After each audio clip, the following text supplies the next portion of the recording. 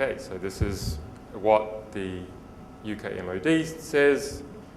Chinese espionage is a voracious problem that uses a mass of ordinary students and businessmen to bug hotels, to glean information, to create false confidences, etc., when people visit China. I mean, it should be no surprise to most of you that the Chinese are extremely active conducting internet espionage. I've seen a lot of that. Our Tibetan supporters have been routinely hacked. I've seen Pakistan hacked, the NED in the United States, CFR, many US pro-democracy organizations, Freedom House that I just mentioned, all hacked by Chinese hackers. And it seems something that's quite common is that they poll using POP or POP3 to just take copies of inboxes routinely.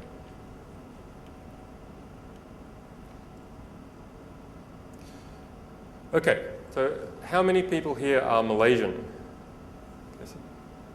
All right, another section that's not a complete waste. So I was in Malaysia 3 years ago, and everyone seemed really harried and no smile on people's faces, which is unusual for Asia. But now everyone's really happy.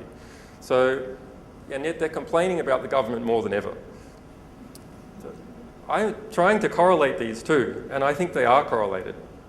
And that actually that there's a very interesting zeitgeist in Malaysia at the moment where people feel that there is an opportunity for political change. And the rise of publications like Malaysia Today and Malaysian Insider, I think, reflect part of that growing liberalization and movement for change.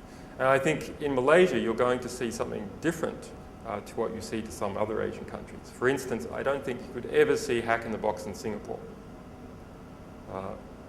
Malaysia has a mixture of different races and religions, and this is giving it a much more interesting and dynamic and diverse mix. So I don't think you'll see this awful cultural, is anyone here from Singapore? I don't think you'll see this awful cultural homogeneity and sterility that you see in Singapore, which would never give you a hack in the box. So I think this country is going to go good places. But we haven't had too many Malaysian leaks. We have had some. So I was wondering, well, how much stuff do we have on Malaysia? Given that we haven't had too many Malaysian leaks, we've maybe had that are really direct, there weren't stuff that was censored, that was direct leaks. We've had stuff on the Sarawak power plants. But, you know, I was saying before, all the world is connected economically. No nation that engages in trade is an island. So what have we got in Malaysia from other countries?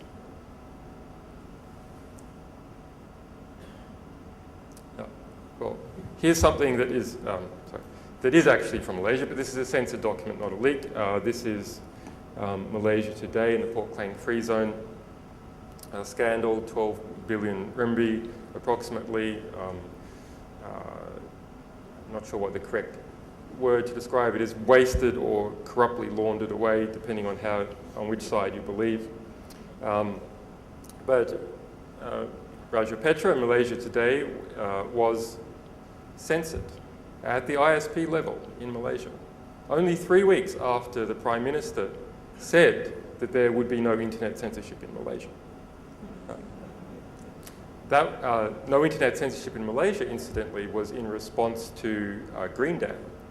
And some of you may have heard about that, the Chinese Green Dam. We released an internal decoding for Chinese Green Dam, which revealed its political file on the Falun Gong and a whole lot of past Chinese political figures who were in that file. You know, and this thing is used, so if you're writing an email to someone, or you're writing in MSN, or you're writing in Skype, it has hooks everywhere. That if you try and say Falun Gong in Notepad to yourself, the thing closes. Extraordinary. Anyway, so the fallout over that resulted in Malaysia, which had a tender for its own version of Green Dam, to cancel that tender and announce that there would be no internet censorship in Malaysia, a great thing, and then 3 weeks later censor Malaysia Today. So as part of our uncensoring efforts, we took copies of those primary documents that were censored. English version and Malay version, and here's the English version.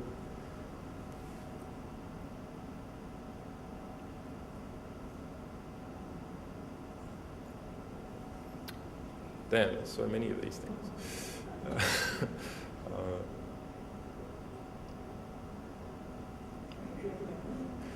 All right. Okay, so what else mentions Malaysia? Well, we've done a lot of work on counterinsurgency. So we have all the main counterinsurgency manuals and unconventional warfare manuals, which is conducted via surrogates by definition, for the UK, for Canada, for the United States, for India, and for some other country that I can't remember.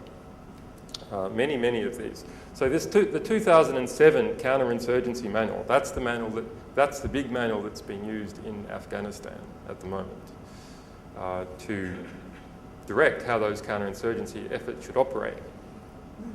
It speaks about Malaysia, or Malaya at that time. Sorry, at the time that it is referring to.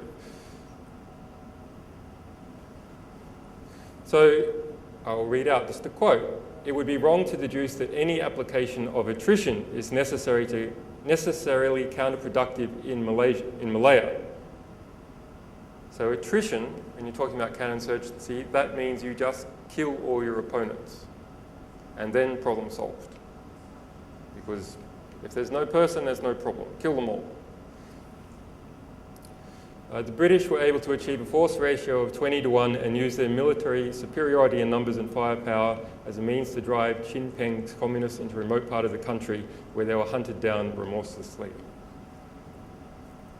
Lots of other references to Malaysian history and Singaporean early history, or post-Second World War history in this document.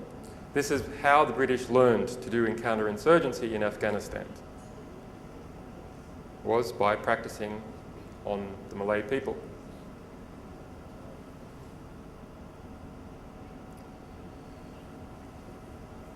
Okay, from the United States, concealed reports from the US Congress. We obtained 6,700 of them and released them en masse, about $1 billion worth. They cost $100 million a year to produce. So, this is a briefing for US congressmen about bills they're considering and issues they're considering.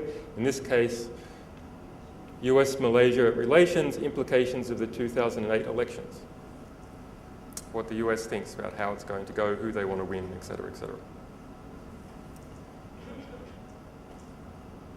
And that's what one of these documents look like. Our cover page. Another one from that same batch. Proposed US-Malaya Free Trade Agreement. So, very important for this country. Australia had a US trade agreement. Awful thing.